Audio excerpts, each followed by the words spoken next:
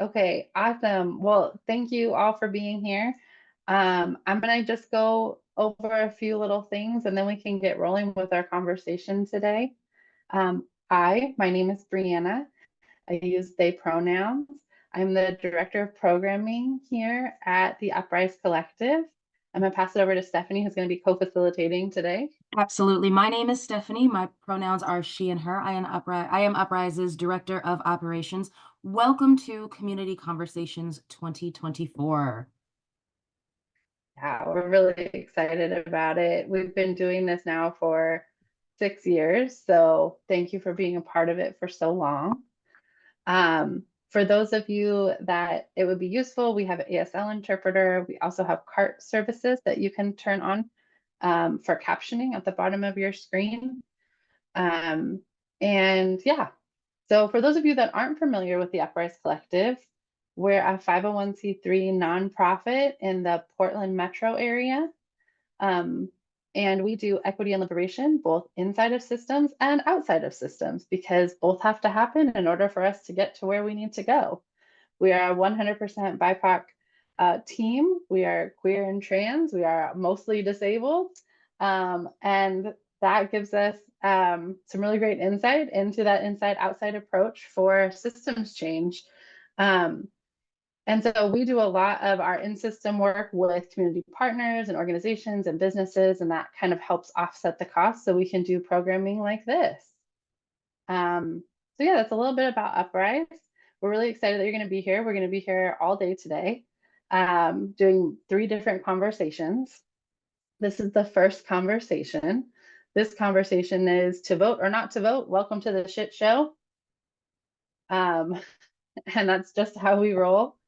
We're excited to have a conversation about it. Steph, you Absolutely. have And the more to whole point share? of Community Conversations is to support us in having total shock conversations about this work that help bridge gaps and create opportunities for sort of co-created and co-developed knowledge, right?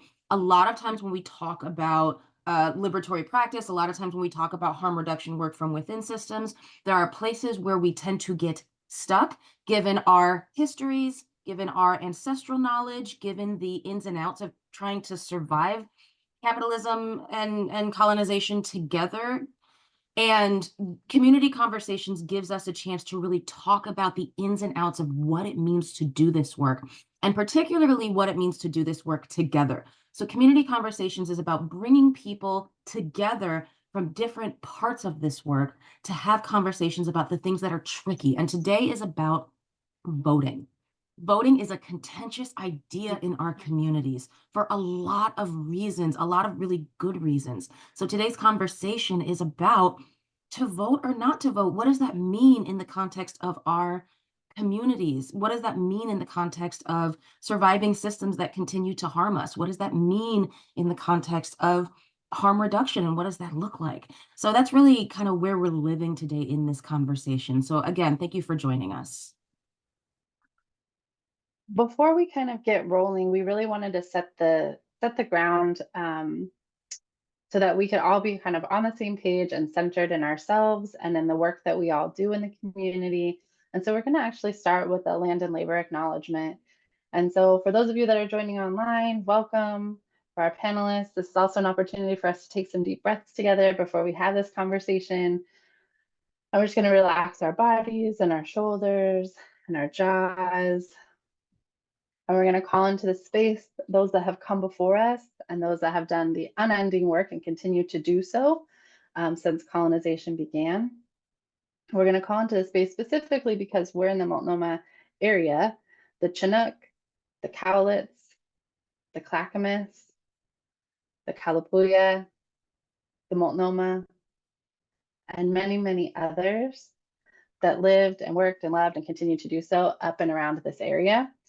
Um, and we also want to call into this space our stolen, kidnapped, and enslaved African siblings who were brought to this country, whose stolen labor was used to build the wealth of this country while being systemically barred from retaining that wealth. And we call into space these 2 communities because at the end of the day, this country was built on stolen land and stolen labor. And now we're here and we're choosing how to engage in a system that we didn't create, that wasn't designed for our participation. And now we have to figure it out, and we got to figure it out together. And so that's kind of where these conversations start. And so that's why we start with the land and labor acknowledgement, because we have to recognize where we came from, and in order to decide how we're going to move forward together. So I know that was a lot, but thank you for going through that with us. And we're going to just go ahead and jump into some introductions with one another. And so this is a great time for you to share context about who you are, panelists, where you come from, your cultural context, community roles, anything else you feel is important to share about who you are and where you come from and how you come to this work. And then we're going to jump into just a little bit of a grounding question, and a conversation can kick off from there. So please feel free to jump in wherever you feel good. Whoever wants to go first, introduce yourself.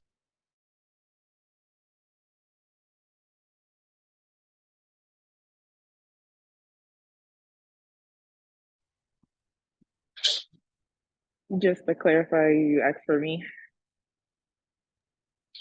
You can absolutely go first. Oh, Introduce okay. yourself.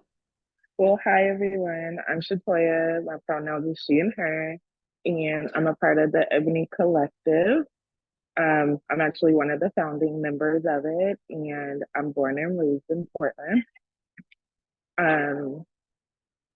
Yeah, I just want to thank the org for the opportunity to participate in this conversation.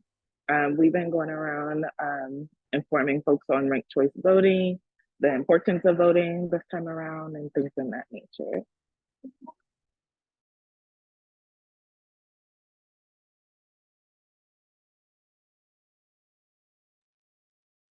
Awesome. Asa, you want to jump in? Yeah, thank you. Waklusi Damadijki, Kausasas Asa Wright, Wiksikni Modakni Huskin. Hello, how are you? My name is Asa Wright. I'm Klamath Modoc and Yehuskin from Chiloquin, Oregon, which is the southern part of the state. I'm trans and queer. I'm the current executive director of the Indigenous Peoples Power Project. My pronouns are he, him. I'm also a board member with Uprise Collective. And yeah, in the community here, I'm pretty grounded in the Two-Spirit community here, and was the founder of Portland Two-Spirit Society. I'm also a parent to a college student, and just very grateful to share space with you all today, and be talking about important matters that impact our communities. Thank you.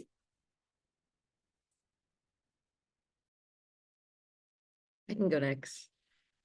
My name is Tajane. I use Tajane, they, them. I am a Black agender policy or former policy advocate from Wichita, Kansas.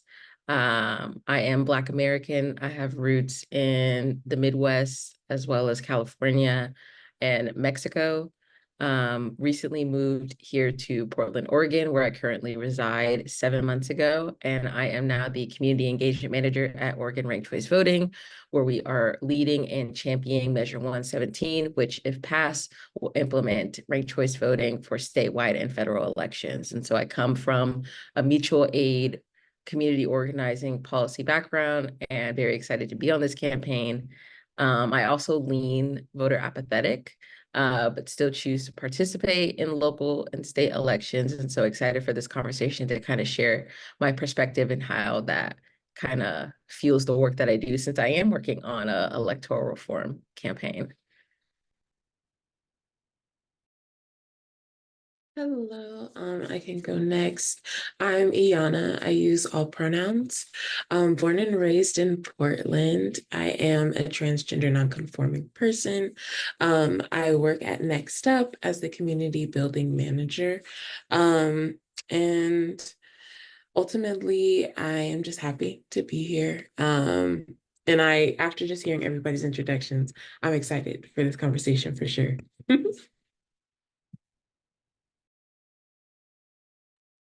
Awesome. And I know Josh just joined us, and I'm not sure if there he is. Do you want to introduce yourself, Josh? Sure. Sorry, I'm a little late. Hi, my name is Josh. I use he, him pronouns. Uh, I live in St. Louis, Missouri, originally from Worcester, Massachusetts. I'm a lawyer, currently a prosecutor. Uh, right now, sorry I'm late. I was just coming from talk on voting with a different organization. So this is something I definitely feel real passionate about.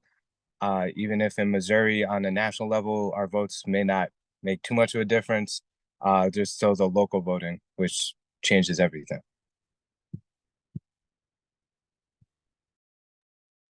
Awesome.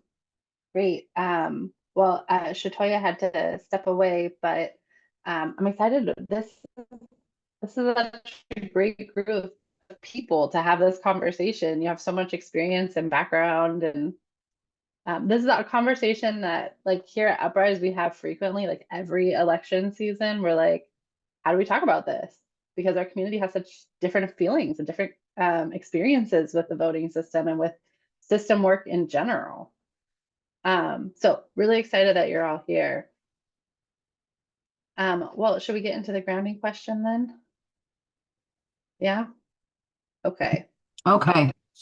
So for those of us who are witnessing our conversation today, for those of us who will watch our conversation later on our YouTube page, Community Conversations is meant to be just that, a conversation.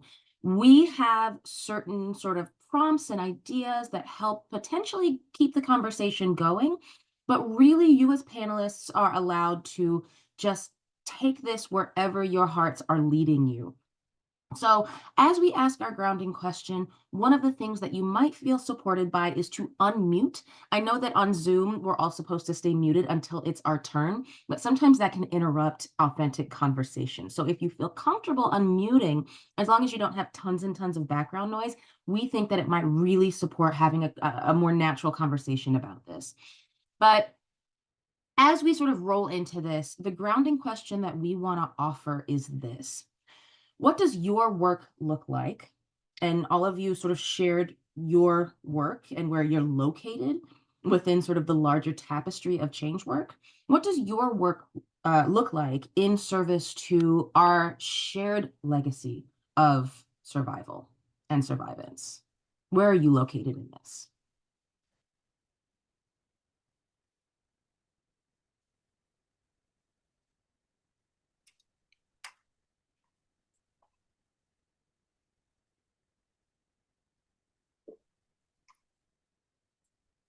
So we got these questions a couple days before, which I'm really grateful for. And this is the question that I really have been thinking about the most, which is kind of interesting because it is the grounding question. And when I look at the question and I hear the word work and survival, I feel really, really called to talk about rest. Part of me was like, what in my resume could speak to what am I doing? What all the things that I've been doing kind of contributes to the legacy of community survival. And I can pinpoint anything on my resume. I can pinpoint anything that I've done in the past 10 years in terms of organizing. But the big thing that I was just really, really called to emphasize that rest is a vital part of this work, mostly because like I've been doing this since I was 19. And it's really good work. It was mutual aid, it's policy advocacy, it's ranked choice voting now, like really good things. But I was also someone who was physically burnt out, who had to quit this movement. And knowing that if I'm doing good work and then other people who look like me are doing good work without pay and they're also feeling burnt out and they also quit, we have no movement. We have nothing to pour into if we are empty ourselves. And so for me, I really do recognize that importance of self-care and not the what is it called? The face masks and the whatever commercialized things, like true self-care and leaning on community and that community care too. And I also recognize that our struggle is deeply intertwined with our well-being. I mentioned earlier, it is so intertwined with just how we show up for ourselves. Because if we're not showing up for ourselves, there's no way I'm going to show up for any of the work that I'm doing. So I really do advocate for restorative practices, and cultivating resilience in our community, and just really working to allowing us to sustain our efforts for the long haul, in terms of survival and in terms of sustainability of a movement. Because rest and care are radical revolutionary acts. They Exactly. absolutely are. And no good movement discounts care. Mm-hmm. And we owe that to our ancestors. Exactly. Thank you for opening this question with that response. Because yes, heavy on rest. Honestly, like this question tripped me up as well, in the sense of just like, I don't know. But for me, I would say like definitely like it's not even my professional work or what I do day to day. It's like for me developing like my spiritual practices and what allows me to bring myself into the movement. And I feel like for me, I started doing this when I was 17. So like in schools, in systems. And it was like very much like separation. Like you have to keep it PC, you have to keep it cool, to make sure everybody is comfortable. But as I continue to lead in this work, as I grow in this work, I cannot separate myself from my ancestors and the way that movement and spirituality plays a role. So I love the point of talking about rest, because for me, I find a lot of mindfulness, a lot of peace through just like, pulling a card about like what today is going to bring, being able to meditate before I have a meeting, just being able to convene and talk with my ancestors before going somewhere, because they are with us as we navigate this work. So I would say what does my work like in service to this space is bringing in every part of me, and that includes the spiritual part. And to be clear, I'm not speaking Abrahamic, I'm speaking cultural, ancestral, spiritual practices.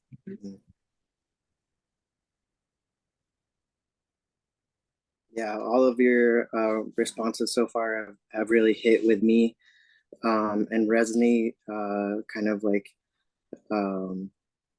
where I'm sitting this morning even. And I would have to say that like I too was, like how deep do I go with this question? Where is my response coming from? Um, where is it seated? What's important to me? Definitely, I work for the service of others, and that's kind of always felt like a responsibility to me.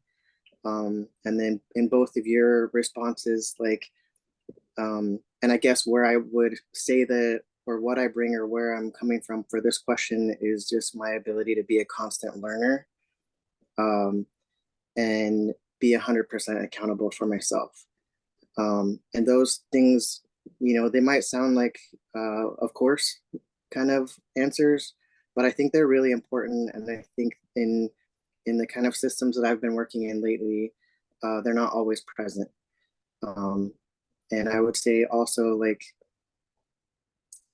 my work, like there is no 9 to 5 with the job that I'm doing, and the work that I do, right? It's connected to who I am. I definitely have like a clock out period, for paperwork and computer work and stuff like that. But like at the end of the day, at the beginning of the day, I wake up Indigenous, I go to sleep Indigenous. Like the impacts of the work that I'm doing in my community, I can't separate it. It's not just a job. It's connected to who I am as a person and my culture. So, but also I just really love what you guys had to say about rest, and connecting that back to a constant learner. I think that some of us still need to learn how to rest and learn what that actually means. because we talk about it, or we talk about community care or self-care. And I honestly have a hard time. It feels impossible sometimes for me to slow down. And I feel like our systems, our community care too, I don't know about your communities or where you're coming from in your workplaces, but I feel like there's a lot of talk about that in my community spaces. But when it comes down to it, because I'm in this place right now where I'm extremely burnt out, and those same people who are community care oriented and like to talk that talk are just like, oh, maybe you just need to adjust your schedule. Maybe you just need to like add this and delete that. And it's like, wait, you're still pushing work. You're still pushing me to continue to go. So I think that like there needs to be a deeper understanding for me and my community, I think that I'm working with at least, of what self-care means and how to actually slow down and care for yourself and not feel like, for me, I feel guilty at the end of the day or at the beginning of the day if I'm doing too much quote unquote self-care. But I love the idea of it, and I would love to learn how to do that as well.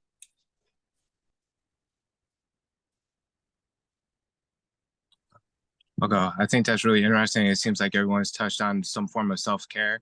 And I was kind of thinking about it. I kind of changed my answer. That separation between the work and like your actual self-care piece, and like not taking everything home. Because I know that's something I have a bad history of doing. And depending if you're working in this space, I think it's probably impossible not to take at least a good chunk of the percentage home with you, but not letting it dominate your personal life to where you are 24/7 thinking on it. And then you can't be of service to a sustainable movement or helping with a community's survival if you yourself are worn down. And that's something I think is always a journey, at least to me, for me, trying to get better at that. As far as the question, I definitely kind of hearkened on the word survival, just kind of like hit me, and just working towards making sure that communities and movements can survive when there's such opposition coming in all forms or facets. In the past, it was a little bit more subtle. To me, at least present day, it's very much in your face, where like, for not to get too political, whatever you believe, but for beliefs that are impacting our community, I think the opposition is very straightforward in their approach and their arguments. And to make sure that, again, going back to making sure you don't let that beat you down, where it seems so blatantly every ism is on that chessboard being used against us, to not let that beat you down. So the idea of survival is just kind of hit me working with that communication. I think is the biggest thing that in my profession that I can bring, communicating to the community, my little corner of the movement, what I can explain, truth, not truth, and hopefully answer questions and also learn. So I guess survival through communication. That reminds me very much of sort of a byproduct of our sort of whitewashed history, in that we're taught via the educational system about social change and social movements, right? Particularly as it pertains to Black and Brown folks. We like to put single people sort of on pedestals as if they were grinding 24/7, they and they alone are responsible for our collective freedom, right? But behind every hero was a movement. And that part of history did not get communicated to us. So we feel like we have to beat ourselves into the ground in order to do this right. Okay, so this is really reminding, okay, yes, I really appreciate you saying that. Because the first thing that I think of is like when we think of the civil rights movement, or we think of the Montgomery boycott, and we think of one specific person, and that one specific person is great, but that one specific person wasn't calling community members to organize this. That one specific person wasn't setting up and taking down chairs. That one specific person wasn't passing out flyers. Someone has to get the catering. Who's watching the kids? Like it's a whole thing. It's spade work. Like if we think of Martin Luther King. If we think of Martin Luther King Jr., I'm sure you all knew. We did. If If we think of Martin Luther King Jr., we have to think of Ella Baker. If we think of Ella Baker, we have to think of Spade work and everybody who came behind this movement. Like someone has to do everybody has a space in this. Like there's always like the main speaker, there's always the MLK Juniors, there's always the Malcolm X's. And I think people beat themselves up, like you said, for not being that main person, not being the person with the megaphone, not being the person who's doing the big speeches. But again, we forget about the people who's ordering the catering, who's watching all the kids, who's setting up the chairs, who's organizing this. And so everybody, no, and I don't want to sound cliche, but everybody has a space in this movement, no matter how small, because again, someone has to set up the chairs, hundreds of chairs. Someone has to do the cleanup. Someone has to do something. So even if you're just showing up in that capacity, you are a part of this work and you are needed. And I don't want people to leave spaces thinking like they're not doing enough or they need to be the forefront of these movements, because spade work is what is sustaining our movements. Right.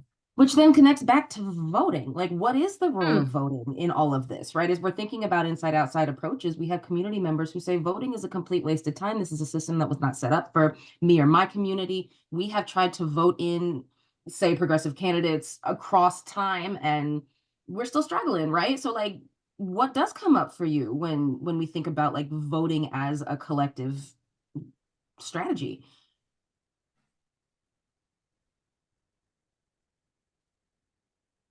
Complicated.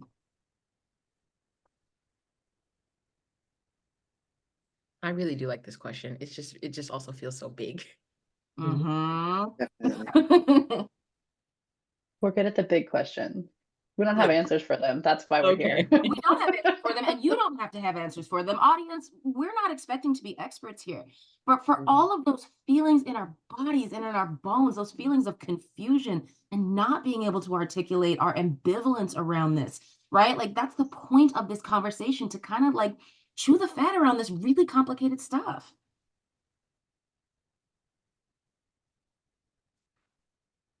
I think I get why communities like Black and Brown communities are frustrated. I mean, when you vote and then nothing changes, or you elect candidates that turn out to not do what they said they were going to do. But I think that's what oppression relies on, is ambivalence and frustration. Because when we don't vote, we know what will happen if we don't vote, but we have to keep trying. I mean, if we have sides that are very much for oppressing the rights of, you name it, anyone who doesn't look exactly like them. And to allow that to happen, and I will say there is an aspect of frustration trying to get people to register, vote, or talking about some of the issues that are at the forefront of our community, and people not seeing the dangers of, to me, not seeing the danger of not voting, because the rights we do have, even if everything's not perfect or even good, it can get a lot worse. And across the world, and even if you don't like the candidates, there's generally a lesser of two evils. And to me, I would always tend towards that, because that greater evil will take away a lot of the things we take for granted. And we can, again, not get too political, but we can go backwards. And there's a lot. Reproductive rights have been stripped in Missouri where you live. Exactly. Like I'm in a very backward state where stuff has happened, where rights have been stripped. They've attacked, I mean, Planned Parenthood is under attack everywhere, but Missouri is gone. I mean, it's just, and there's a ambivalence amongst a lot of the population, or the idea that, well, it can't get worse, so I'll just vote for the guy who's louder. And that's something that I think is really dangerous, because when you start to, the ambivalence allows you to be vulnerable to voting for such things like a strong man or someone who just talks a big game. And there are more rights that can go away. I mean, police spending can jump up tenfold again, where they can be given tanks again. There's just so many things that affect the everyday lives of normal citizens just trying to survive, that I think is dangerous to not be aware and not vote in your community's best interest.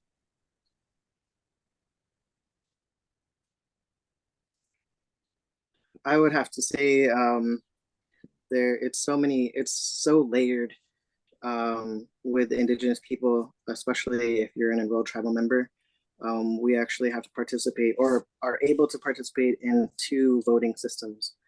And so oftentimes we vote for our tribal council and people who are going to help run our tribes and take care of our reservation base if we have reservations, or our land base, or whatever that looks like for each tribe. And that's a lot of tribes, right? There's over like 570 tribes, federally recognized tribes in the US. And so I think like this like disenfranchised like viewpoint, this lack of trust is doubled in our voting. And I've definitely heard both sides or like multiple sides in voting. And I have to say that like I feel like my opinion changes on a daily basis sometimes according to like what's happening, who our candidates are, what people are saying, what they said this morning, what they didn't say, you know. Yeah, and I think that definitely like stems from that lack of trust. I've heard all of my life that like within these tribal voting systems that sometimes unfortunately it looks similar on a micro scale to the larger of just 2-party systems, or the favored families in the communities and what your last name is as to like who is tribal chair or who is on council. And so not only are we feeling like our vote doesn't matter at home and in our reservation communities, we feel very similar. I feel like what I've heard anyway from a lot of folks, and then my own opinion of just like, yeah, it's like, does my vote matter? Like, am I heard? And to like hear you jump on, Josh, and be like, I'm from Missouri and we don't really, it doesn't really matter what we have to say here, or we're like not a swing vote. Like that is so frustrating to me because it's like everybody's vote should count. And you know, we deal with a lot of different things in Indian country, especially like, you know, some of us aren't able to vote if we have PO box or if we have an address that's on the reservation. So it's like, you know, it can be very frustrating for our communities to think that like whatever we do, it doesn't matter because we're kind of just stuck in this system. This, like Brianna, I think said at the very beginning, these systems weren't built for us. And we often hear like our communities talking about how we need a seat at that table so that we can create change. But then we've also seen instances where once we get a seat at the table, we're silenced, or that seat at the table is very temporary, or creates little change. And our people who are in office are just seen as problematic or too loud, or otherwise. So I think it is hard when we're talking about voting and trying to get our communities of color feeling like they have a voice and it matters, when the system is built to be like these select states or these select people have voices or are the voice for the people. And it's like, no, we want to have an independent voice. And so, yeah, along with that, like, I think the reform stuff I really like to hear about because I don't feel like our system is currently working for anybody but the dominant culture. And so that's kind of where I get stuck.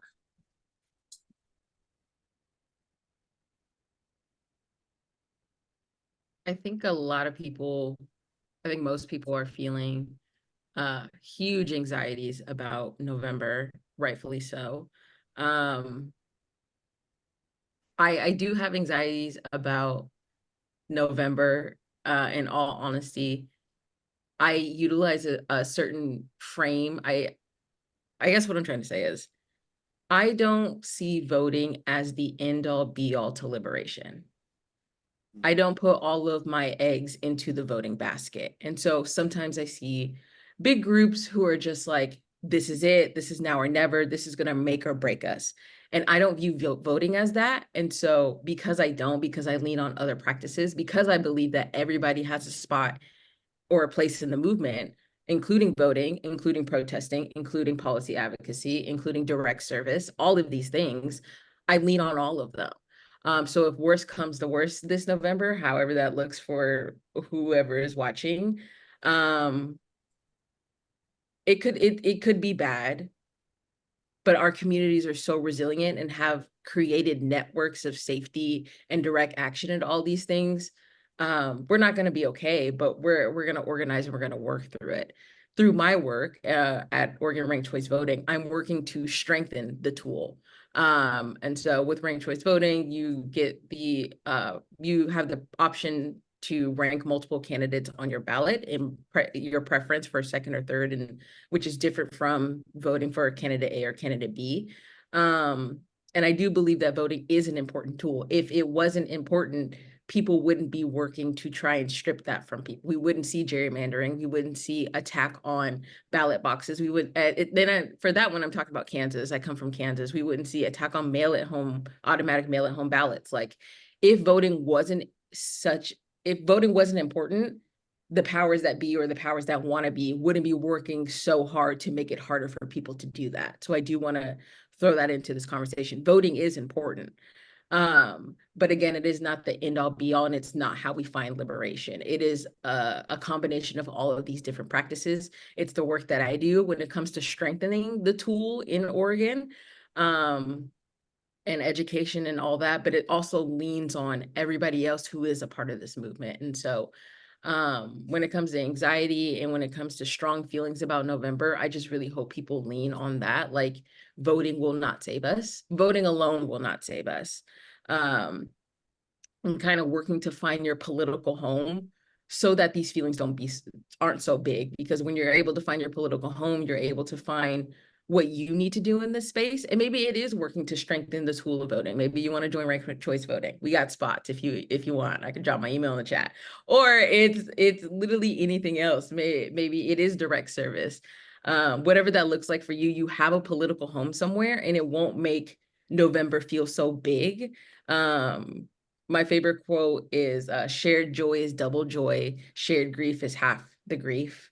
And I think about that in November. And so if you don't have that political home or that community to lean on, I really do recommend that. Ranked choice voting, again, we got some spaces. Would love to collaborate. But just realizing that it is a tool that is going to get us there, but it will not get us all the way there. We need everybody to be a part of this. And I think something that just I guess to expand is regardless of whomever wins, regardless of if it's, Kamala, Donald, all of that, you should be looking for that political home still. Regardless of if it's a win and you lean left or whatever, you need to still invest in building your community, because that is what has sustained us historically. And I really love that you put that out there. Being in spaces with just like other organizers, we've been talking and having conversations about conversations of just like, what are your circles, where and who is your community, how do you identify that, and when in community, what do you offer? And I really love this emphasis of there is a place for everybody in the movement. And I think that's what happens. I feel like people think because they're not, a speaker, that they aren't welcome, or that there's no place for them. But I don't want to get sidetracked. When I was originally thinking of the question, what I thought of was I couldn't help but think about 2008, being a kid. I was like 8, and listening to my great grandma talk about how she wanted to vote and she wanted to make sure that she voted. And me personally, I have like a voter neutral is something that I do out of practice, not something that, again, I invest all of my baskets in. But when I think about that, when I think of voting, and I won't shame anybody that doesn't believe this, to be very clear, it's a privilege, and it's a privilege that I will practice as long as I can, just because there was a point in which we didn't have it. We didn't have the access to do it, and our ancestors and our elders fought to have that access. And so for me, because I center that, that's something that I do. And I feel like at the very least, being open to having conversations with people outside of your direct community, that may be family for some, that may be friends, but having open conversations in which you are open to learning and understanding different viewpoints is very important, because I feel like so much of us come up in isolation with our family values that may not reflect our own personal values. So those are the things that came to my mind. And just as an aside, for the folks who are giving us the gift of their stories, there is no track and tangents are always welcome. Just gentle reminder that we're brown.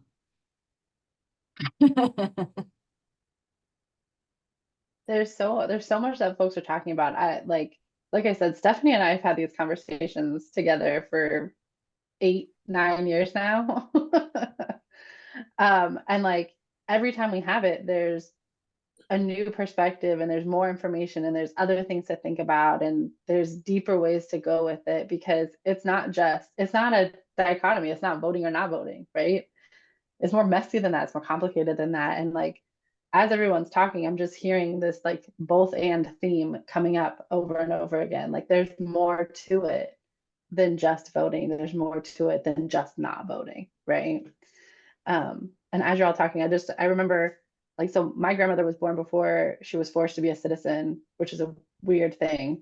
And so she, was born not with the right to vote. And many of us, that's probably the case, right? And so it's always interesting to like sit back and think like we are now in a position to choose to participate, to choose how we're going to participate, to choose not to participate, when our fathers, our grandmothers, whoever came before us didn't have that choice.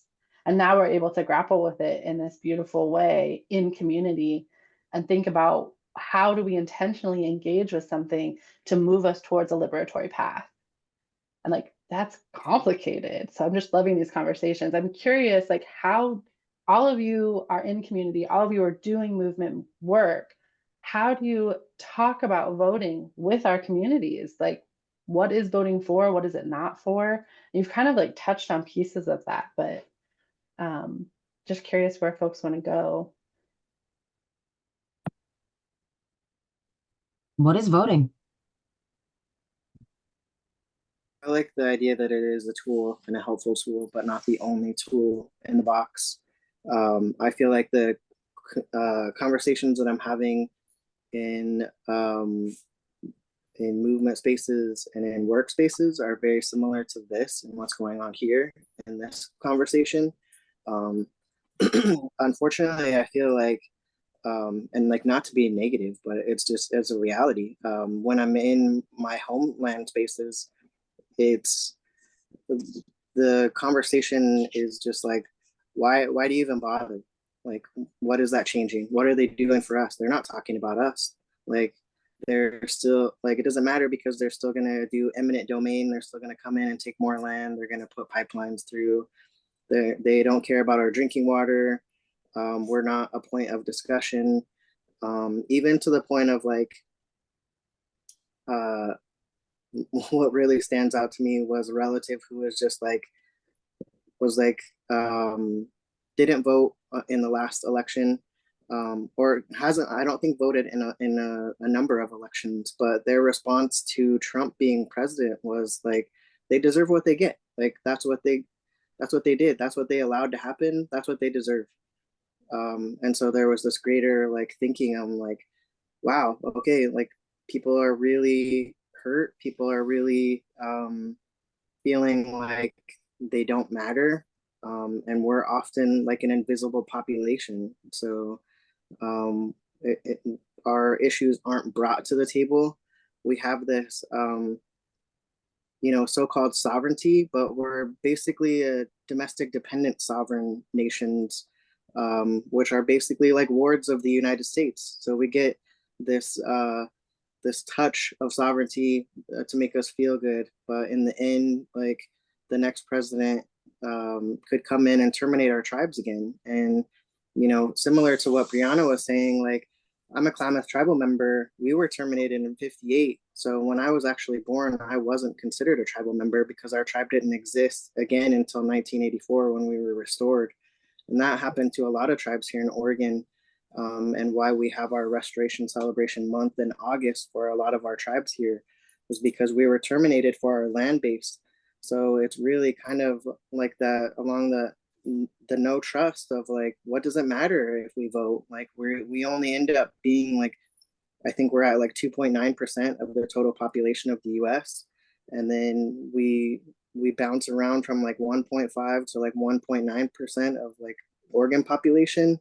So no matter where we go, even like at the universities that I attended here in Oregon, we were only ever like 1.3% of the population at each school that I went to. So I think that that's where that comes from, is just like the lack of trust, the lack of like belief.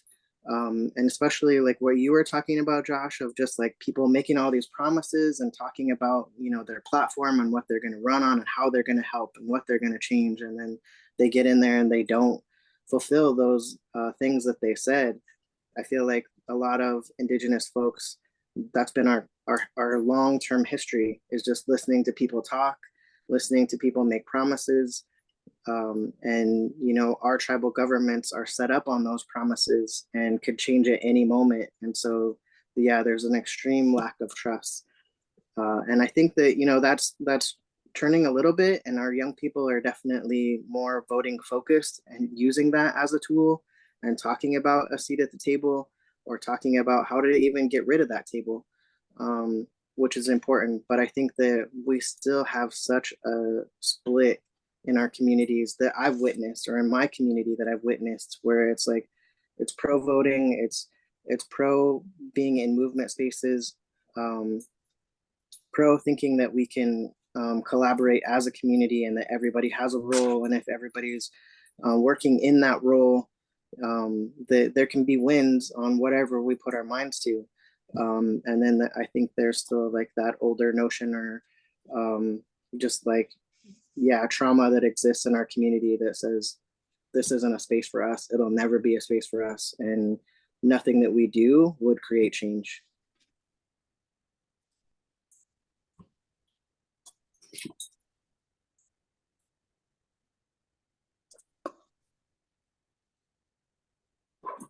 Sorry, I feel like Debbie Downer on that part, but it's just so like, it is so split, and I hear so much, you know, and it's like, that's the hard part. And especially being somebody who it works in movement spaces, and, you know, IP3, that's what we do. We train nonviolent direct action. So we're training our communities how to fight for our sovereignty, how to fight for our cultural livelihoods, how to fight for our land base and our clean water and clean air.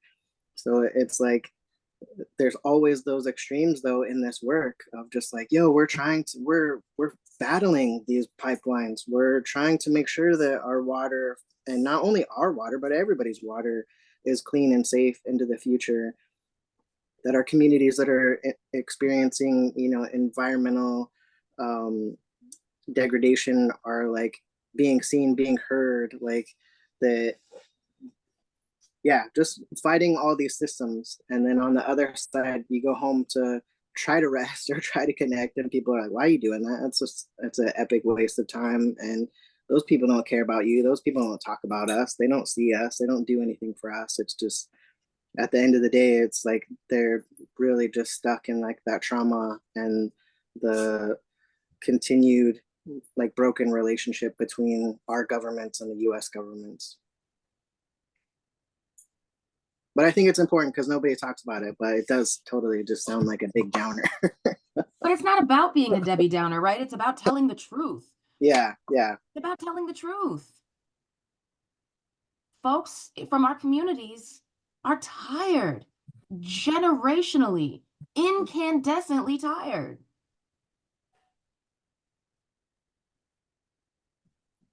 I think it's important that if we talk about how, you know, we've been voting for X amount of years and not much has changed, that we also mention our ancestral wins. And that's something that keeps me grounded. And so in moments like that, I think of my ancestral lineage, and maybe it would be helpful if you like drew it like on your wall, or like you wrote it out and you listed your identities. So I am Black, I identify as trans non-binary, I identify as queer, low income, food insecure, and I Google, I read, and I write down the wins from each of those movements. Maybe you can include dates, maybe you don't have to. For being queer, it is the AIDS movement and how that was long, but we have historically won. Or it's just being Black and seeing how my ancestors have fought and historically won for so long. And so when it comes to these big feelings, and this is something that I'll tell people in my community, it's that reminder that we have always historically won. Even when we're up against big things, we have, and it does feel really low right now. It really does. But there are certain times when I reflect upon my ancestors where they probably also have felt really, really low at times. And I'm not a silver lining kind of person. I don't like when I'm having a bad day and someone's like, well, at least you have a house. I don't do that, but I do like to reflect and remind myself that like it does feel low. But we can point to history where this feeling has already happened or this experience has already happened, and I don't feel isolated anymore. Something that I like to think about, I think people have a fear if Donald Trump wins. And I don't want people to feel isolated if that does happen. It is a fear for me as well. But I look to the work of Toni Morrison, who wrote an article for The National after George Bush has won his reelection. And the same amount of grief, the same amount of anger is exactly what I'm feeling now. And so I think that's an example of being able to point in our history where things have already happened like this, and we can point to our ancestors on what was their strategy. How did they get out of this? How did they cope? Who did they lean on? And I point and I try to look for that to help me get through today, because these things are repeated. We can look back to the work of our ancestors and kind of pull from their strategy and really grow upon that. And people are apathetic, and I'll never shame anyone who says that they're not going to vote. I won't shame you for that because you've been historically hurt. I'm also not going to shame you if you're just so enthusiastic and you think voting is going to lead to liberation. I'm not going to shame you for that either. You find your joy wherever you can get it. But it's always just pointing back to kind of like that, I don't know, communal feeling of we're going to get through it one way or Because we always have. always have. Because we always have. And it comes back to sort of history and co-created knowledge, right? Our communities don't know enough about the American Indian movement or ACT UP, who organized during and beyond the AIDS epidemic, right? We don't know enough about the Black Power and Black art movement.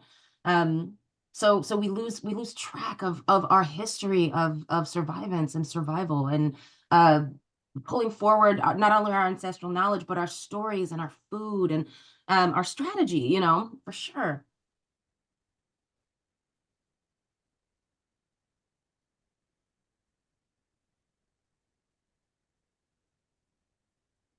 This may be a response that would better fit for a different question, but all I could think about in this moment is that, like, it's not even about the voting for me. It's more so about the values.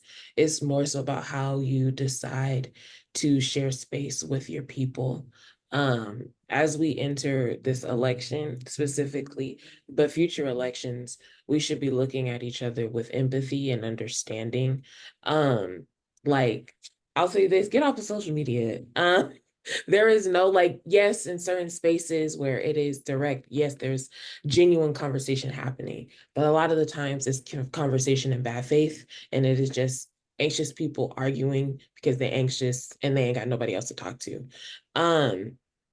Find grounding and being in community with real people. It doesn't have to be in person. It could be like this. Like, I feel so like life has been breathed into me today just by being a part of this conversation.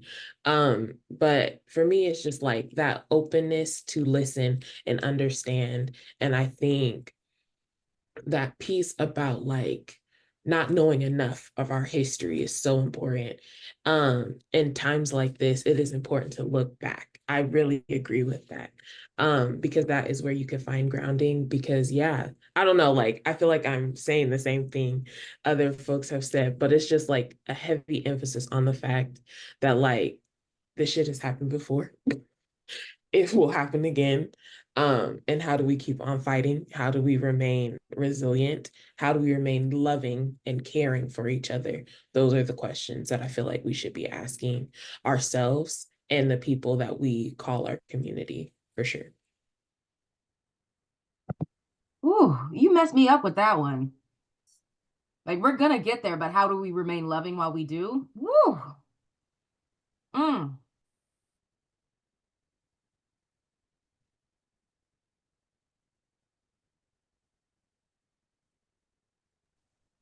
Just going back on the like uh question of like why voting and how do you communicate with people? I mean, on the national level, I mean, I think I have fears myself of what could happen. I do think there's a lot at stake as far as freedoms, just everyday freedoms, let alone like long lasting effects on those freedoms and policy. So to me, I agree. Voting is just a part of it, and the way you hold people accountable. I mentioned, I think Asa brought up like people making promises they don't hold. Well, how do you hold them accountable?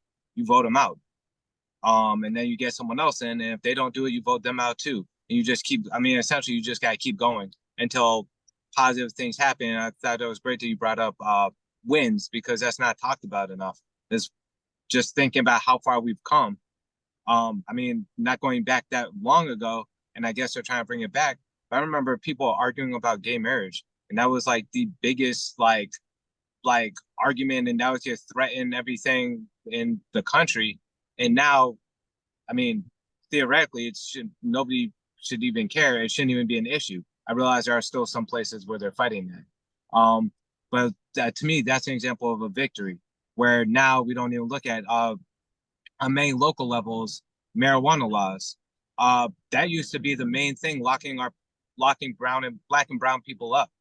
It was used as an excuse to search us for whatever reason and essentially put cases on us. And that was filling up our jails and prison population with a lot of black and brown people on trumped up marijuana charges.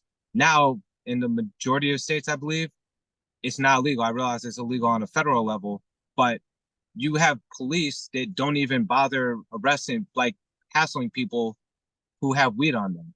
And that's a stark contrast from even 7 years ago, which it was the complete opposite. I'm not saying that they all do it too. So some that definitely use weed as a tool to harass. But I see voting as a major tool, and just talking about it, communicating it to people on the why. I think you gotta talk to people on different levels, even on just right now I'm outside of City Hall talking about to a small municipal town. We were talking about why voting matters in this neighborhood because they can control who their representatives are for their like 2 square miles, whatever. It's a small place, but they also can control where the money goes. They can hold their police department accountable. Like if they don't like what the police are doing, they have the ability to get them out. So it's empowering local communities on a smaller level, which actually, then in turn empowers you on a grander level. So just seeing, I mean, I know I'm going off on a tangent, but the last time I was here, it's a neighborhood and people were flying down the street. They have a speed bump now. It's small, but now it's probably a little bit safer for kids to play. And that was a role of their local government, finding the money and voting it in and making it happen. So I think that's a really important point and it's something I do in my own voting is I don't put all my eggs into voting, and I definitely don't put it all into people. I put it all into issues. So I really do issue-based voting, especially being in Oregon, where when I was in Kansas, there are no ballot measures. You don't collect signatures to put things on the ballot. Everything has to be like a legislative referral. So it makes progress a little bit slower. And so moving to Oregon and seeing all these issues on the ballot that directly can impact the people is really exciting for me. So being in these spaces where people are kind of like tired, or I come in with an energy like, no, this is revolutionary. You have no idea. I would kill to have this back in Kansas. I'm excited to be voting for some ballot measures because I've never voted for a ballot measure before. So I'm enthusiastic and getting all my friends excited about it because that's a privilege for Oregonians to have. Progress would be a lot quicker if more people could have ballot measures, if people could put things on the ballot. That's revolutionary to me. I'm so excited. I'm so excited to stay home and vote.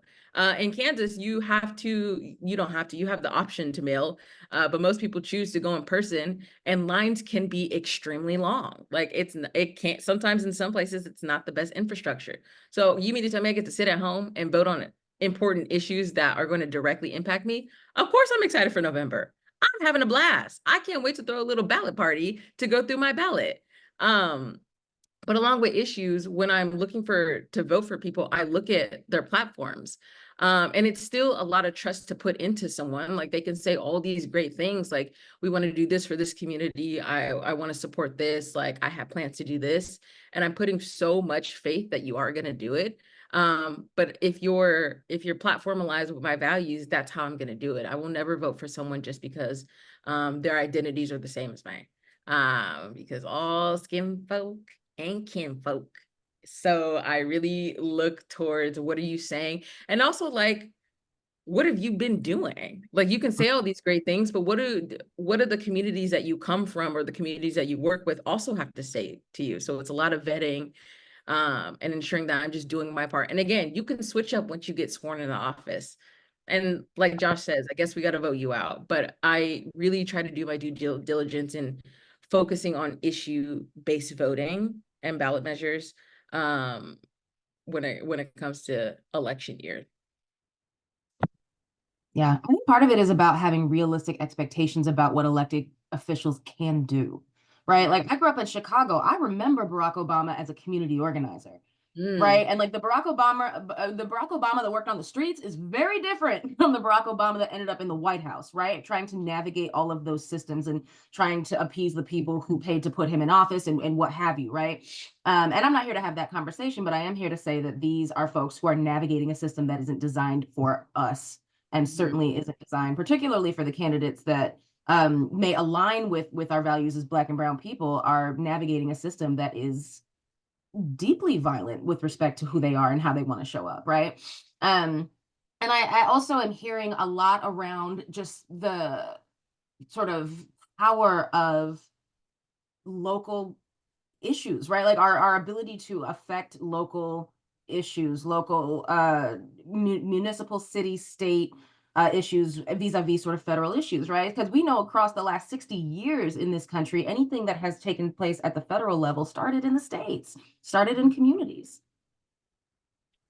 Yeah, and in the Portland area, we have a huge turnover of city council, of the commissioners for the county, right? Like there's a lot of opportunity to influence who comes next, right? But also, like, when those folks get there, like, how do we support them? How do we support, like, if we're asking Black and brown folks, if we're asking queer and trans folks, if we're asking disabled folks to get engaged in a system that not only wasn't designed for us, but also is actively harming us, how do we as community then also support that? I think that's like another part that I'm constantly reflecting on, right? Like, yes, we can vote out the bad guys or whatever, but like, how do we support the ones that are there that are trying to do the harm reduction that we so also need in this moment while we're building and organizing outside of systems to change things, right?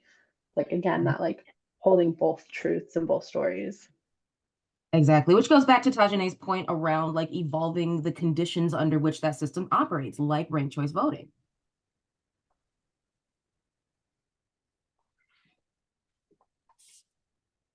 I don't have like an answer directly to Brianna's point. It's more so just like, I feel like it's very important that when we look at these people, not too much, bear with me, but when we look at these people in office, that like there's a level of like empathy we have.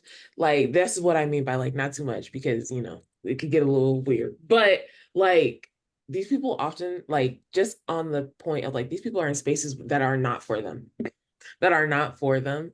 And just like, what is the way that we support them when they in there? And the win has been had. How do you make sure people are good, and how do you make sure that they stay values aligned and they don't get caught up in the political that exists in those spaces that I haven't touched, I haven't seen? I can imagine it's very intimidating. And I don't know, like, I feel like this response is coming from what happened, I think, last week with Angela Davis talking about Kamala Harris. I need us to have empathy with people, and I need us to stop idolizing and putting people on pedestals. People are human. And when we talk about our fight and our collective fight, we weren't supposed to deal with this shit. This shit isn't supposed to be what we deal with as human beings. And we're definitely not supposed to deal with it by ourselves. And I feel like we really need to just be like empathetic, hold people accountable. But there needs to be empathy on the point that people are human and that they will mess up. And just like, how do we have a recourse of action that is having like forward momentum?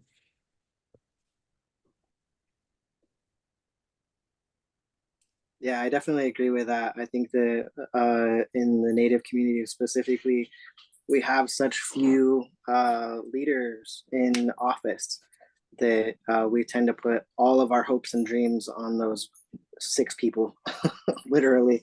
And I think that's harmful to them and our community care for them. And then, yeah, feeling even more feelings of like lack of trust, or like, geez, were you listening? Or even like lateral oppression of like, are you still one of us, you know? And yeah, we need to recognize and realize that people are human, and how stressful it must be to be one of the only Native people, Indigenous folks in big systems like that, and what they might be experiencing. And so, yeah, I definitely think, you know, we shouldn't be putting people on pedestals. We shouldn't be expecting that these people in leadership roles can do everything for us or solve all the issues or all the problems. And I would definitely say, like, in terms of like voting and feeling like I have a stronger voice and impact, it's definitely more localized, you know. So I kind of still feel like disenfranchised in like say presidential elections, but when it comes to like community elections and seeing who I'm voting for or who aligns with my values, I definitely feel more empowered when it's like issue based and it is close to home or in the state. And you know, that's what I love about like the people that I've seen, you know, run in the last, you know, 10-20 years that I've been voting, is just kind of what some of you had already touched on, is like when you're doing your little ballot parties or when you're researching these folks, you know, you're actually getting to see that they're working with, you know, NEA, or they're working with, you know, another local organization that, you know, what they do and that they're aligned with you. And I think that's exciting too. And I'm sure you know, I have felt like that on like a national level too, but I feel like a good example is like AOC. Like everybody was just like, oh my God, AOC, like so amazing when she came in. And then like there was so much pressure that they put on her. And I'm not saying like I agree with her, don't agree with her, or anything like that. I'm just saying that like I feel like she's definitely one of those public people who it's just like we love to hate on her, but we love to love her when she was initially voted in, and it was like, this person's going to change things, and this person's going to listen to us, and this person's going to do this and this and that. But I think it becomes harmful to all of us and that person when we start to like idolize and put them on pedestals and expect that they can fix everything and that they're not human. So I definitely agree with that. That I feel like can be harmful to all of us, with the idea of how our movements move forward and what change is happening.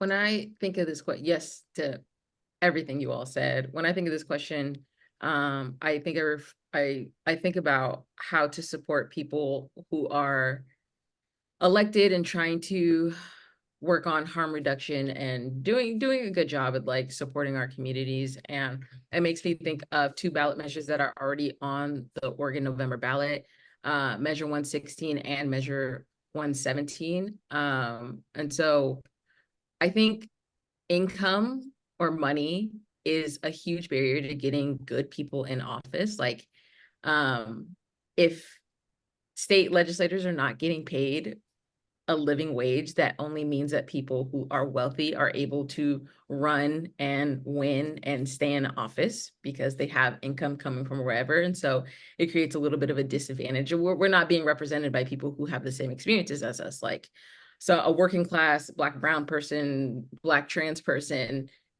is not going to have a sustainable wage compared to someone who has a business or comes from money. And so Measure 116 establishes like an independent commission, like compensation commission, which is going to set the salaries for people who have state office, like state legislators, which I think is going to be pretty important. So that's on your ballot if you're thinking about like, I want people who look like me to run and win. And when they get into office, I want them to have a living wage so they can stay in office and continue to represent and reflect me, or however that looks. And then Measure 117 is the one that I'm working on that will establish ranked choice voting for statewide and federal elections. And so ranked choice voting will lower the barrier for working class people or women or Black and brown people to run and win. Ranked choice voting influences and impacts how people win and who runs. And so we can see more diverse people. We can see, again, I do believe all skin folk, not kinfolk, but we can have people who are more reflective of our values. So we can see more people who come from our communities run through ranked choice voting, win, and kind of stay there. Ranked choice voting is only for statewide and federal elections. It does not, it will not impact or be used on state legislators or state races. So it's just going to be for president, congressional, secretary of state, any kind of state thing. But those two ballot measures are kind of, again, strengthening the tools that already exist. Like, voting is going to be a thing for however long we are on this floating rock. And so we want to ensure that the tools that we have are reflective of us. And so with ranked choice voting, we do want people who look like us or who have similar values to be elected. And when they do get elected, we do want them to have a living wage so they can continue to stay there. So I think about supporting people who want to run and supporting people who are already in those offices. And that is something that the people can directly vote on. Again, it's on your November ballot. And so if you're thinking about like, oh, I really love our Secretary of State, or I really love our governor, and I want to ensure that our governor stays and they are getting paid what they deserve, I'm going to vote on this. Or I want more people to run for office, and I think ranked choice voting would be really, really helpful, I'm going to vote yes on this. So that just really goes back to, one, supporting people who want to run or who already are there, and two, utilizing the tools that already exist to kind of get closer to the end goal. But again, it won't get us all the way there. Oh, I just want to say what you're working on is amazing. Like the fact that those two are on the ballot, like ranked choice voting, and sorry, I got a lot of noise in the background. Previous events just laying out, and there's a bunch of kids. But yeah, those two things are absolutely incredible. And the fact that like a living wage for people who are actually holding office. I know that's a major issue out here. I know a bunch of people had to stop because they couldn't afford to keep serving their community, because it's somewhat of a thankless job, and they weren't making enough money to sustain themselves. So I think that's great. Also, the not all skin folk are kinfolk. I mean, look at the guy running in North Carolina for governor. I think his name is Mark Robinson. That is the epitome of all skin folk and kinfolk. I think he called himself a Black Nazi. He ain't for us. So that just makes me always think, I've had that conversation with people who are saying like, I'm voting for everyone Black. And it's like, okay, great. But not everyone Black actually has Black interests at heart, or everyone brown has everyone brown interests at heart. There are a lot of people are for themselves, or simply, as far as I can tell, hate themselves and will side with, I mean, essentially the oppressor. But yes, sorry, mini rant.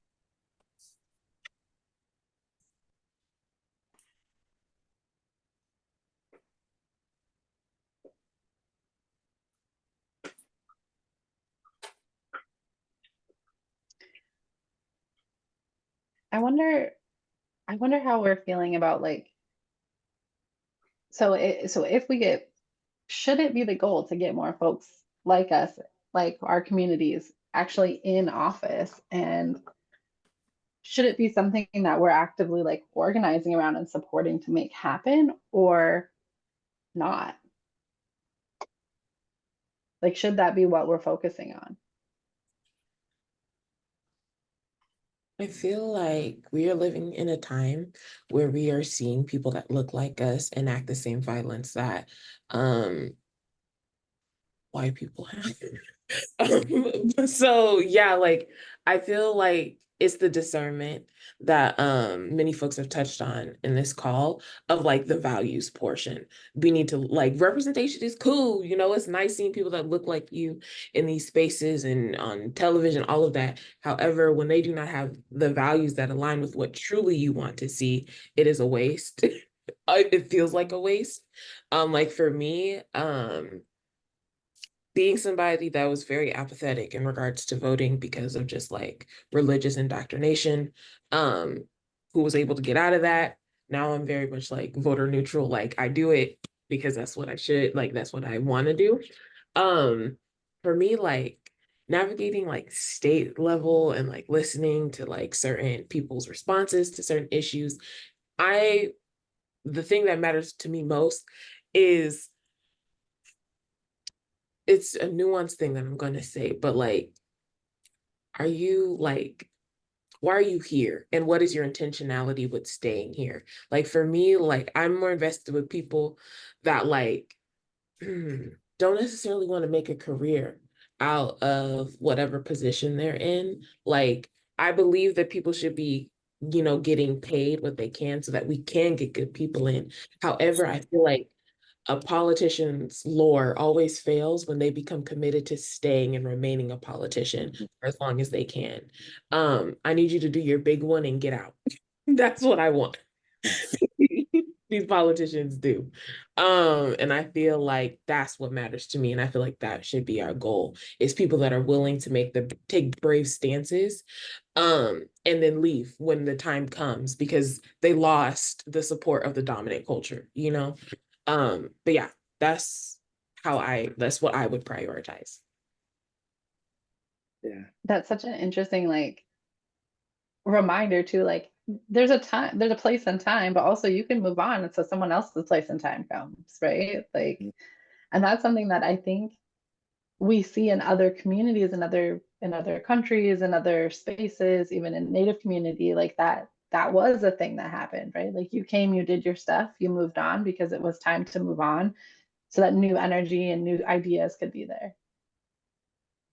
Hmm.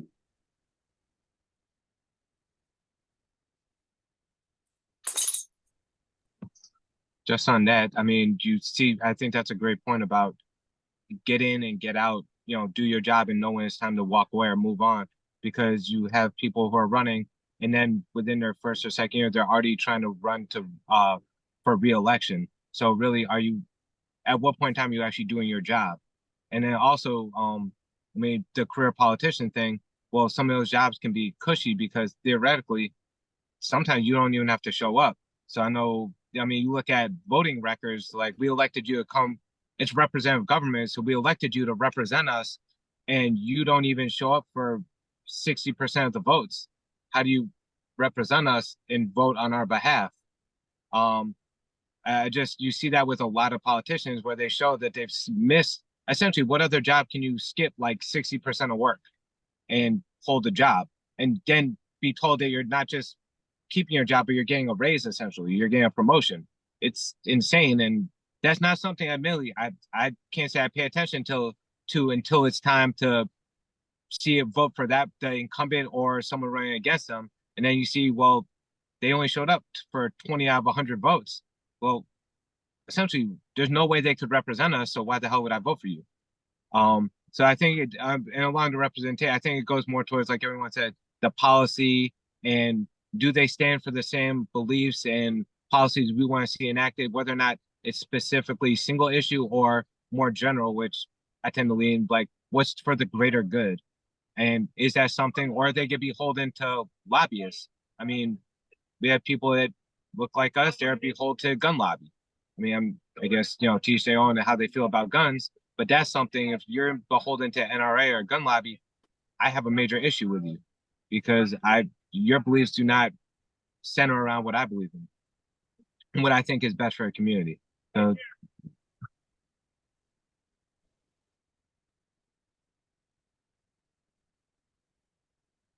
So we're kind of moving towards the end of our time together, and I'm wondering, we've talked a lot about like what it looks like inside, what it looks like outside, but also like what would it look like to hold elected officials accountable outside of voting? Like what does that other part look like? So now we got folks that are in there.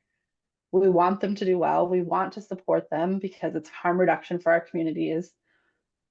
But what does it look like to hold them accountable outside of simply voting or the next chance to vote them out?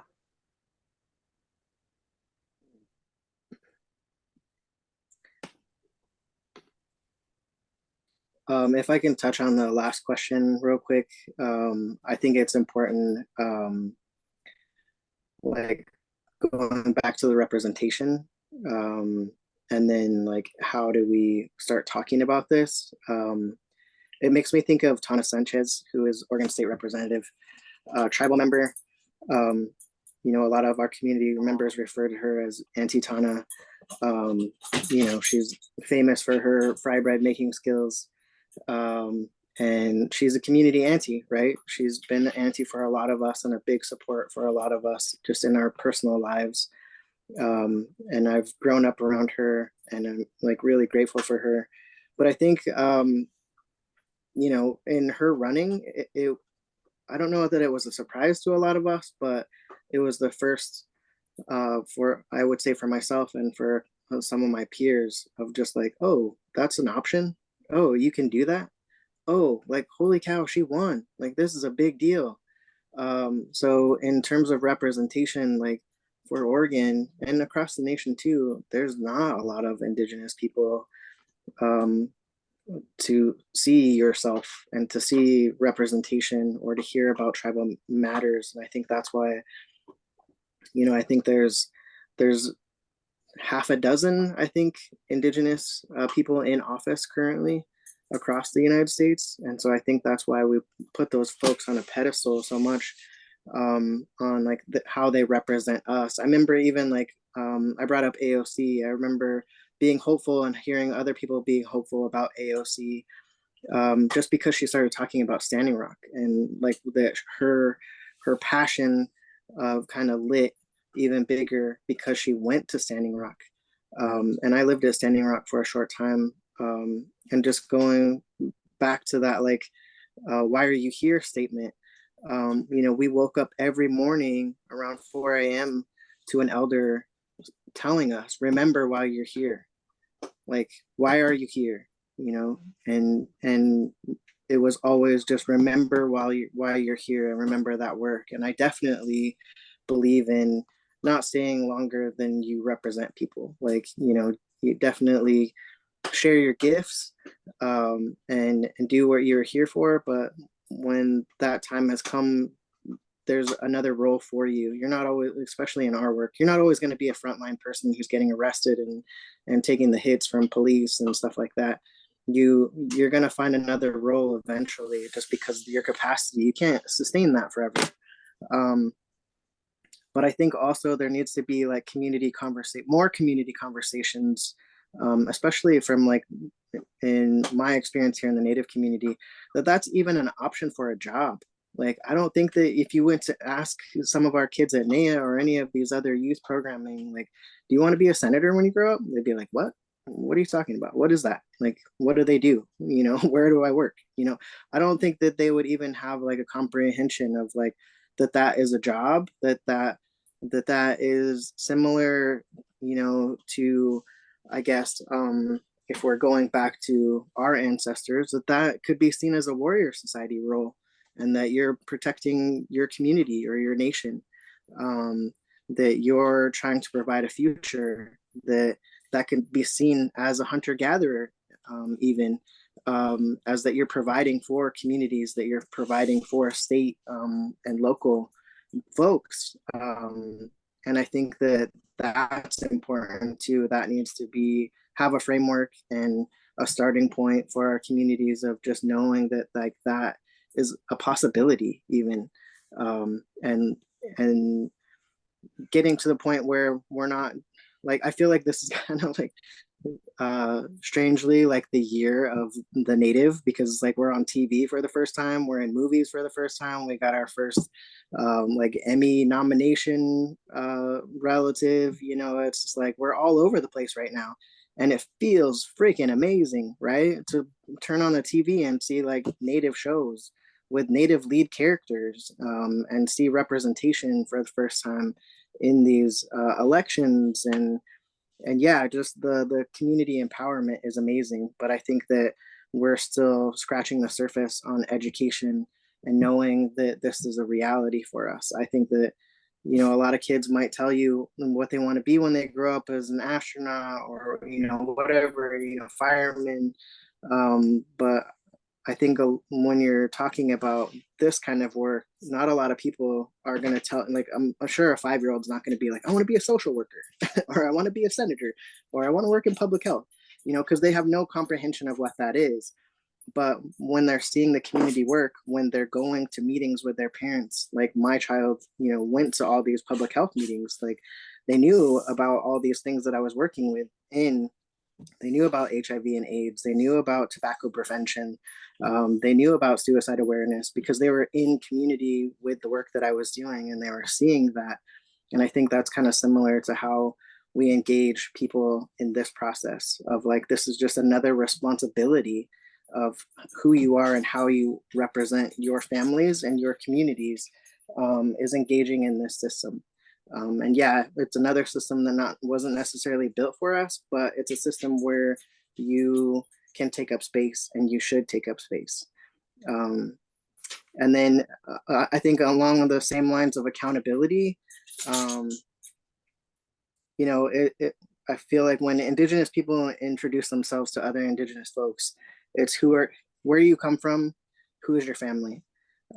Those are big questions, and those questions can tell you a lot about that person, where they come from, who their grandparents were,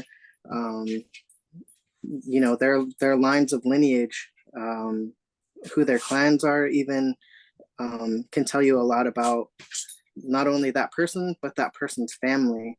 And those connections are pretty big on how you stand and how you represent your tribe, nation, band. And I feel like it's kind of similar to this when we have folks who we're looking at and we're researching where they're coming from. I think a lot of these orgs, like I'm really big on like looking at who's standing up behind these people. You know, what orgs have put their name on this person, and said we agree with this person.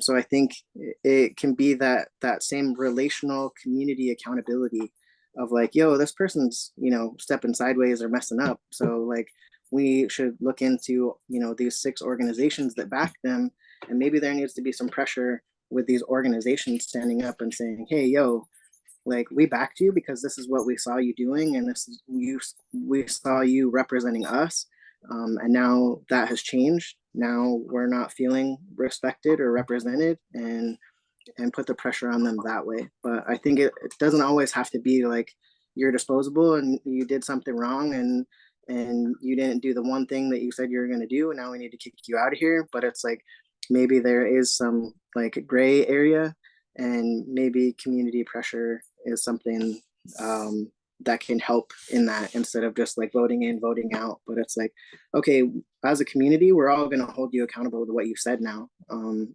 that pressure, I'm sure, can dominate a lot of times.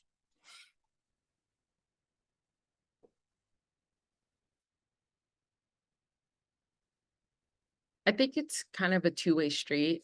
I think elected officials have to want to be held accountable, like I don't know, send out a survey at the end. I don't know, something like you have to want to have these conversations with your community to know how to be better, or to know how to vote, how to guide, like just you, I think there has to be that want. And I don't know many elected officials that seek out that kind of accountability or that kind of criticism or critique. And then two, the community, the people also have to want, but they also have to know. So it's easy for me to want to email my city council person or my legislator. It's because I'm paying attention, mostly because it's like the work that I do, but also because I'm just interested. Like I kind of understand how things work, and I'm paying attention to how people vote because it's something I enjoy doing. It's interesting to me. Most working class people, or most people, just don't know, or don't have the time to, don't have the energy to, or don't know how to navigate even the Oregon legislator website, or don't understand the language. Like if it's not directly impacting them, will they show up? And to me, I'm not going to shame them for not showing up. Like it's difficult work, and it's made to be difficult on purpose. Like the language that's used on ballot measures, the language on the website, the language in I don't know, testimony, it is created to be a barrier for people not to participate. And then people are overworked on purpose to not participate. People are underpaid to not participate. Like it is all a part of these things. And so it's one big monster that we are kind of working to fight against. But yeah, I'm hoping for more elected officials who are seeking that kind of criticism or seeking that kind of guidance from the people who put them in that space. And I'm also hoping that, you know, we can always rely on organizations who have the capacity to break down the language and information for people. And we can always encourage people to be a part of this process, but it can be a barrier for some people. And so the question is like, how do we hold them accountable? How do we break down the barrier for people to be a part of the process to hold people accountable? I keep asking myself too, like, who is we? Like we've been talking a lot about like plugging into different sort of legislative priorities and ballot measures and saying, well, they're not talking about me, right? And for me, like, what is the underlying assumption around sort of liberatory practice and voting as a harm reduction tactic that will not liberate us, but will reduce harm in the system that we're living in the water that we're swimming in today, right? And what does it mean to build cross-community, intersectional sort of liberatory spaces where we say, like, I'm not free unless you're free? Yeah. I think that's what you're speaking to is ally building. I mean, for the most part, different groups have the similar goals. And in order to accomplish, whenever any group is a minority, the only way to become a majority is to build allies and work with other minority groups against essentially like a common enemy. And I think that goes into communication, whereas like the language, people filter their information, whether it's social media or TV, but how it's presented will lead you to think, oh, this is a good measure, I should vote for. I mean, you watch commercial and it's like, oh, out here a big thing is like bathrooms, like who's allowed to use what bathroom, and they have all these commercials about like, oh, and all these grown men are gonna be in the bathroom with your like. Oh, offering a short content warning because this is a painful subject. It's a very painful Yeah. subject, folks. Go ahead, Josh. Oh, I appreciate that. Yeah. And it's kind of disgusting, but they're running them, and if people just the way they portray it is, oh, I don't want this how they're portraying it, but that's not all the fact. So it's which goes into money in the organizations behind each candidate. So essentially demystifying what these ballot measures are, what they actually what they're actually saying, and then who's who are the organizations supporting each of the candidates, because a lot will be told about a candidate based on who's giving them money. And if you see certain candidates will turn money away from certain organizations because it looks bad, or they're taking that money and that's telling you where they're essentially going to be beholden, which somewhat defeats the purpose of a representative government, because you're beholden to an organization as opposed to a people. But yeah, and then we bring in boycott, divestment, and sanctioned, well, maybe not sanctioned locally, but like boycott and divestment strategies when we have that information, right? And as we're building sort of multi-tier intersectional accomplishment movements, right? That's necessarily messy work. It just is, right? None of our communities are monoliths because of intersectionality, right? And while we group ourselves in certain ways in order to achieve certain socio-political goals, human beings and human communities are messy and iterative and endlessly fascinating and complex, right? So how do we hold that as we think through like who we want to be together?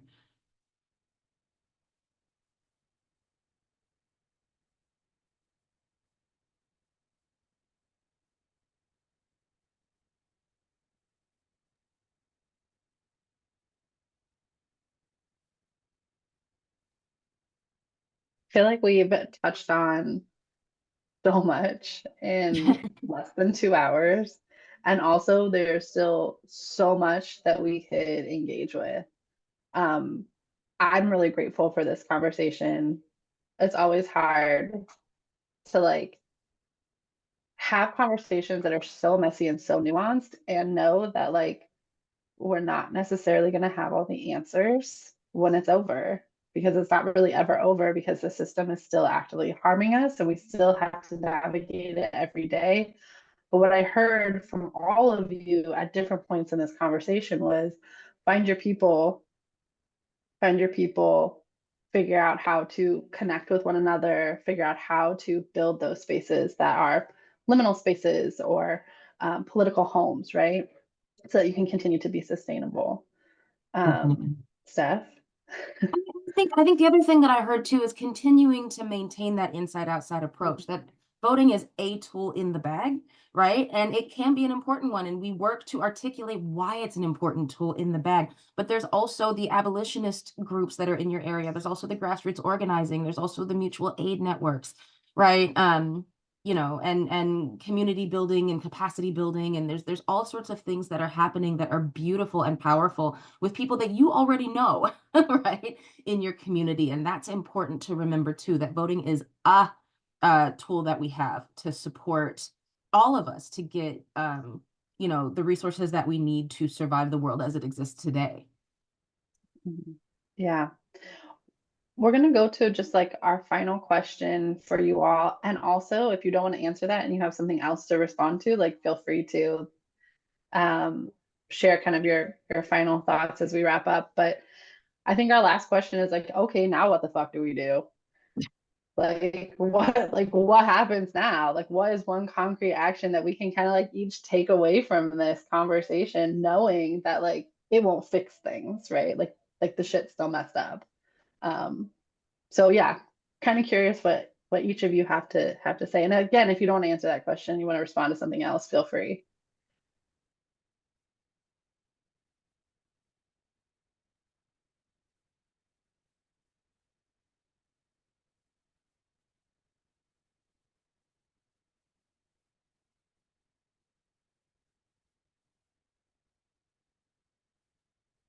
For me, I think in this moment, it is very important for folks to find themselves. And I know that's a daunting task, but I feel like this system, the society we live in, robs us of so much joy, robs us of so much autonomy, that the little bit of freedoms and liberties that we do have, we need to take that time to investigate who we are. And yes, it's open, but like, if you always wanted to bake, start baking. If you want to do this, join like, that community group on whatever platform. I feel like the main thing I feel like that should be taken away from this conversation is that progress, care, and just like I don't know, I guess hope um has to happen or can't happen in isolation. And I think that is the most important thing that people can do is just like, I don't know, because in my belief, especially coming out of the pandemic, I went in my shell. I didn't want to be around anybody. And I guess coming out of that, um, I'm seeing a huge just like through finding myself, I'm able to find community. And so I think, I don't know, that's an important journey for us to navigate. And I don't want that to get lost. But yeah.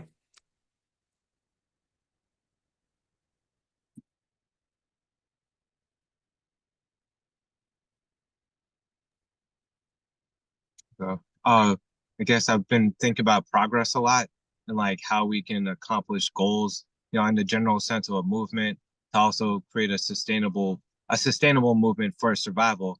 And progress doesn't happen without work. Um, and whatever form that takes on each person, whatever you have capacity to do, but nothing happens unless we work to make it happen. When there's people actively attempting to keep us from that progress or those changes or that reform. So biggest thing to me is just coming away from this is like everyone knowing themselves what's important to them and how to care for themselves also, but also figuring out what capacity you have to put the work in to make those things that you care about either sustainable or the changes you want to see actually take place.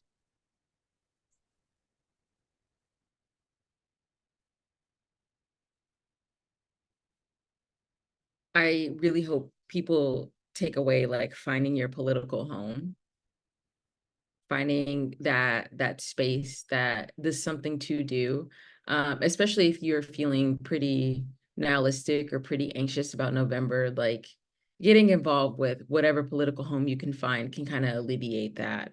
Um, yeah, we vote once a year, but we organize 364 days out of the year. And so recognizing that like after you do cast your ballot in November, next day, what does it look like for you? What does it look like to organize or find your political home or direct service or this and that? Coupled with rest, obviously, especially if you're already in the movement space and doing the work. But it's finding your political home. And if your political home is electoral reform, that's perfect. You still have work to do after the election because strengthening a tool like voting does not take one day. That is also a movement of itself. And so grounding yourself in those spaces and also feeling empowered to know that you can do something. If you are listening to this conversation and you weren't really involved in anything because you felt like you couldn't, leave this conversation knowing that you are important to every sustainable movement that has ever happened on the planet. Whether you do that like digitally from home if you are immunocompromised or disabled, or whether you are able to be out in the streets and doing things, either way, you are important to the sustainability of how we win. And there's proof.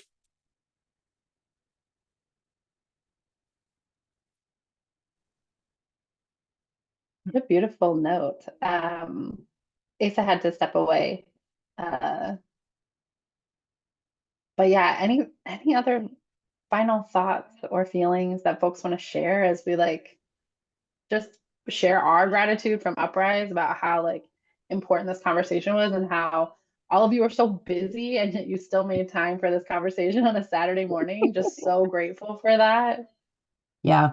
I'm just reminded and grateful for the reminder that the personal is political, that we exist within political systems, that we live political lives. And that interrupting that binary of powerful and powerless is something that is worth my time, right? Like I come into the room with power. Systems and institutions interlock to try to tell me that I don't. But I do. I do.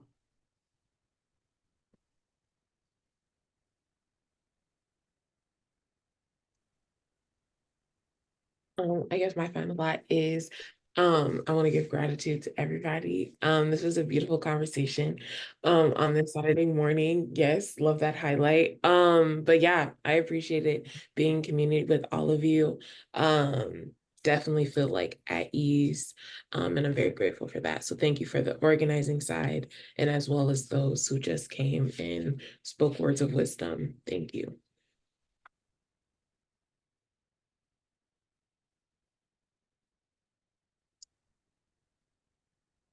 Awesome. Well, thank you all. Thank you to our interpreters as well. Thank you to our CART services, Northwest CART Classroom Captioning, CART and Captioning. Every time I say it differently. They're wonderful. And also we want to let folks know that this will be up on our YouTube soonish, whenever we get a chance to edit and put it up there. And we hope that you take a minute to talk to somebody else, whoever's listening, whether it's now or later. Talk to somebody else in your life about this stuff. Have conversations, make new friends, reestablish old connections. But yeah, we're all in this together. And so we're just really happy and excited that you all were able to join us to have this conversation. Our next conversation is going to be at 1 o'clock. Pacific. And it Pacific time. Thank you. We hope that you all can join us and listen in there as well. We're going to talk about how the system is fucked and strategies for potentially unfucking it. So if you do have time to join us, that would be awesome. But yeah, We'll be Stephanie, joined other by- final thoughts? Yeah, we'll be joined by representatives of the Black Panther Party Alumni Network, Critical Resistance, which works in prison abolition, Symbiop, which does climate work and garden work, and then Prismid Sanctuary. So again, thank you everyone for the gift of your stories. Thank you for the folks who are here attending the taping.